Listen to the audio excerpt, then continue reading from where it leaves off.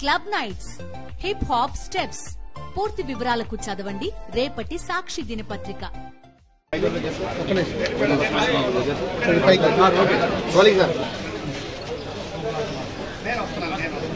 పవన్ కళ్యాణ్కి హెచ్చరిక జారీ చేస్తున్నాం.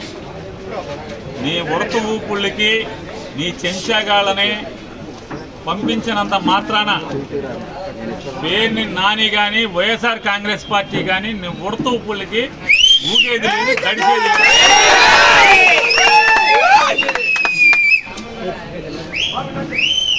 రాజకీయాల్లోకి సినిమా నటుడై 4 డాన్స్లు వేసి నువ్వు వచ్చి నీ ఇష్టానుసారం ఎవరిని పడితే వాళ్ళని నోటుకొచ్చినట్టు మాట్లాడచ్చు. నోరుకి అదుపు లేకుండా ఏది పడితే అది మాట్లాడచ్చు. ఒక సిద్ధాంతం ఉండదు. నిన్నేమో కులం లేదంటావు, నిన్న మతం లేదంటావు, ఇవాళేమో మతాలని రెచ్చగొడతావు.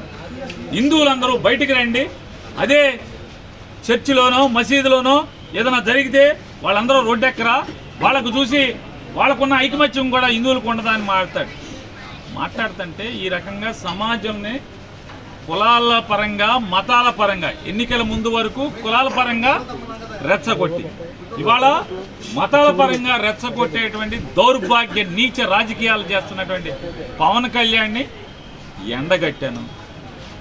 అయ్యా, గతంలో నువ్వేనా బ్యాప్టిజం తీసుకున్నావు, గతంలో నువ్వేనా బ్యాప్టిజం తీసుకున్నా అని చెప్పావు, నువ్వే కదా ఆయన, నువ్వేనా?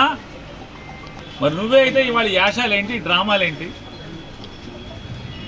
అంతకుముందు యాషాలేంటి, అంతకుముందు భాష ఏంటి, అంతకుముందు డ్రామాలేంటి? ఇవాళ ఒక బాధ్యతాయుతమైనటువంటి ఉప ముఖ్యమంత్రి పదవిలో ప్రభుత్వంలో ఉండి బాధ్యత లేకుండా ప్రవర్తించటం ఇది సిగ్గుమాలిన తనం కాదా అని నేను ప్రశ్నిస్తే, నిన్న మధ్యాహ్నం నేను ప్రశ్నిస్తే ఆర్గనైజ్ చేసుకుని సిగ్గు లేకుండా ఒక 50 మందిని పోగేసి తాగిచ్చి మా సందు మొదట్లోకి వచ్చి 4 కేకలేస్తే దడుస్తారా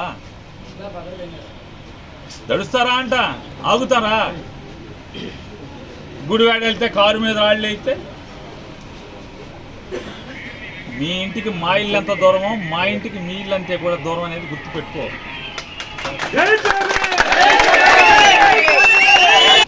రెచ్చగొట్టి ఆర్గనైజ్ చేసి తాగిచ్చి తాగుబోతుల్ని కిరాయి రౌడీల్ని మా సందు మొదట్లో కూర్చోబెట్టి 4 అరుపులు అరిస్తే నువ్వు వాళ్ళు డౌన్ నాని అంటే ఈ మా వాళ్ళందరూ కూడా 400-500 మంది, నీ దగ్గర 50 మంది ఉంటే వాళ్ళు 400-500 మంది చేరారు, డౌన్ పవన్ కళ్యాణ్ అన్నారు.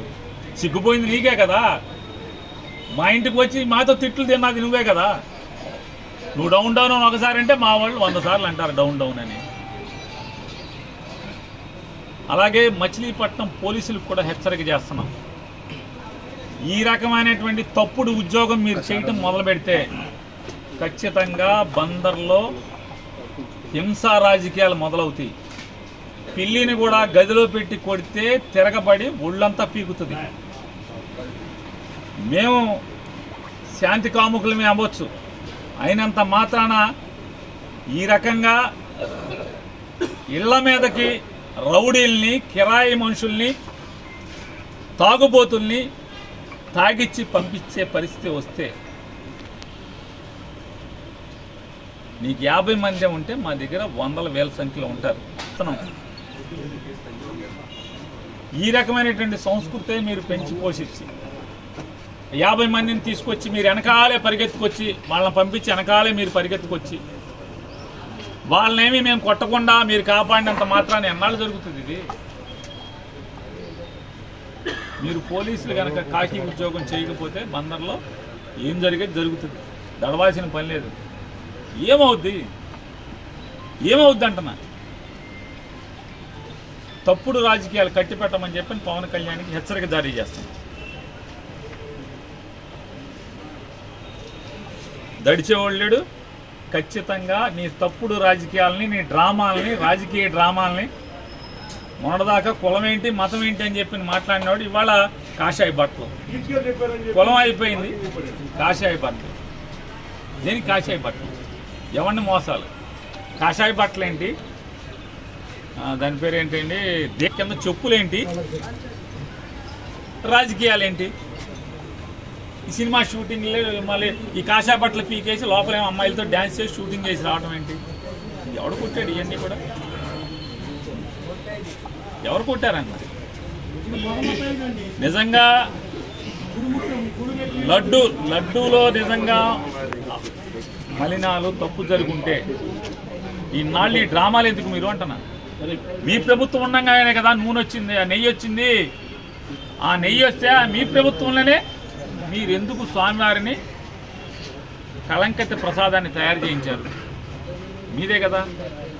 తప్పుడు రాజకీయాలు చేస్తూ, కుల రాజకీయాలు, మత రాజకీయాలు చేస్తూ, సంఘంలో విద్వేషాలని ఈ రకంగా రెచ్చగొడుతూ పాపం మూట కట్టుకుంటున్నారు మీరు. ఇట్లాంటివి చేస్తే ఆగుతామా? బెదిరింపులు, ఇంటి ముందు దిష్టి బొమ్మ తీసుకొస్తే బొమ్మ నేను కాషాయ బట్టలు వేసి 100 దిష్టి బొమ్మలు తగలబెట్టినాను. ఇది సునకానందం. ఏ దిష్టి బొమ్మ తగలెడితే పవన్ కళ్యాణ్ తగలడిపోతాడేంటి? అది పేరు నాని దిష్టి బొమ్మ తగలెడితే పేరు నాని తగలడిపోతాడా? వ్యక్తిత్వాన్ని మెయింటైన్ చేయాలి. అంతేగాని పోతి పేరంటాల్లాగా మెట్లకి పసుపు కుంకాలు రాసుకుంటే ఏమవుదో? పోతి పేరంటాలు అంటారు పల్లెటూళ్ళలో, గ్రామాల్లో పోతి పేరంటాలు అంటారు. ఉందాగా శంషేర్గా రాజకీయాలు చేయండి. వాళ్ళ అధికారంలో మీరున్నారు.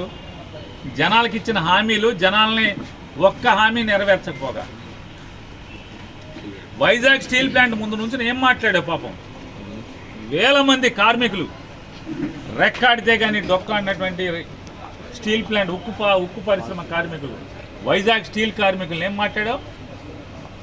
నాకు ఒక్క ఎంపీ ఇవ్వండి, పార్లమెంట్ బద్దలు కొట్టేస్తానని చెప్పావు. నాకు అమిత్ షా స్నేహితుడు, మోడీ స్నేహితుడు అని చెప్తావు. వాళ్ళ స్టీల్ ప్లాంట్ అమ్మేస్తుంటే నీ దగ్గర 2 ఎంపీలు, నువ్వు ఉప ముఖ్యమంత్రి, ప్రభుత్వమే ఉంది, ఒక రాష్ట్ర ప్రభుత్వం ఉంది, నీ మీద ఆధారపడి కేంద్రం బతుకుతుంది. కానీ నువ్వు కానీ చంద్రబాబు నాయుడు గారు కానీ మీ ఇద్దరు స్టీల్ ప్లాంట్ ఊసెత్తుతున్నారా? మాట్లాడుతున్నారా? ఆటికి చేసుకోండి ప్రాయశ్చిత్తాలు. పాపాలు చేశారు కదా, స్టీల్ ప్లాంట్ కాపాడుతానని సొల్లు కబుర్లు చెప్పారు కదా, వాటికి ప్రాయశ్చిత్తం చేసుకోండి. లేదా ప్రజలకి హామీలు ఇచ్చారు, హామీలకి ప్రాయశ్చిత్తం చేసుకోండి.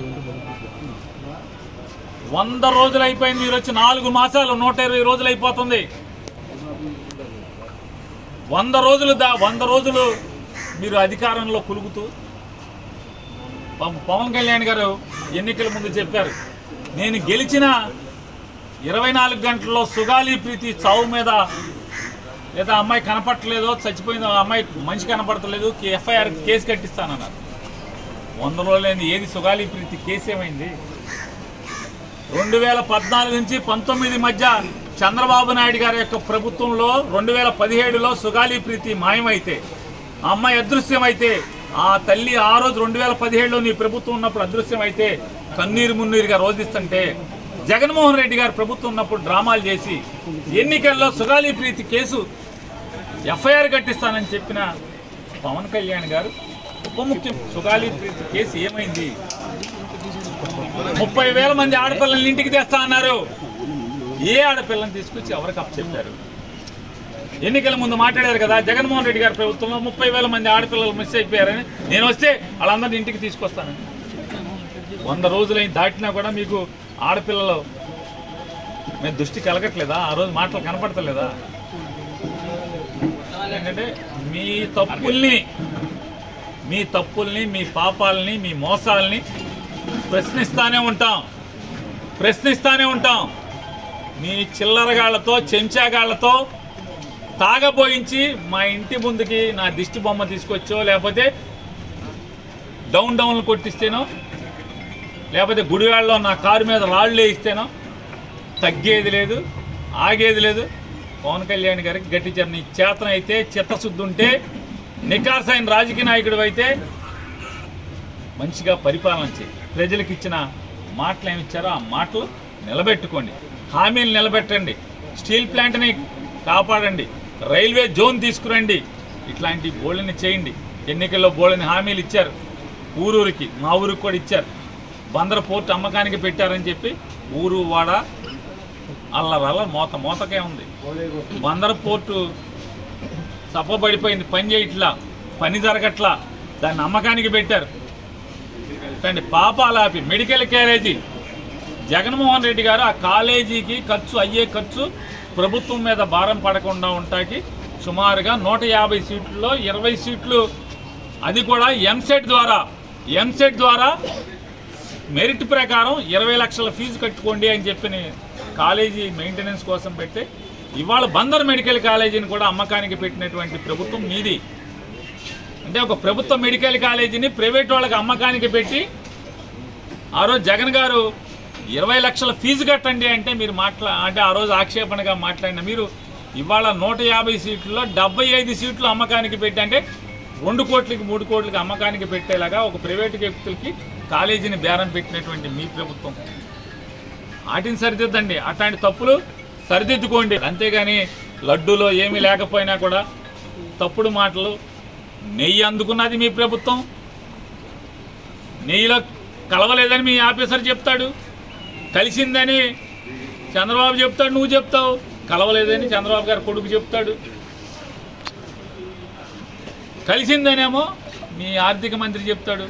మరి మీరు ముఖ్యమంత్రిగా బాధ్యతలు తీసుకున్నాక మీరేసిన మీ సంతకం ద్వారా వచ్చిన ఈవో, జేఈఓ వీళ్ళందరూ ఉండంగా, మీ పాలకవర్గం ఉండంగా, మీ ప్రభుత్వం ఉండంగా నెయ్యి అందుకున్నది మీరు అంటే తప్పుడు నెయ్యిని లడ్డులో కలిపి ప్రసాదం పెట్టేశామని మీ మంత్రులు ఏం మాట్లాడతారు? ఒకడు మాట కలపలేదు అంటాడు. ఇట్లాంటి దేవుడితో దుర్మార్గమైనటువంటి నీచ రాజకీయాలు చేసే కంటే కూడా ప్రజలకి మంచి చేసి మంచి అనిపించుకోమని హితవు పలుకుతాం.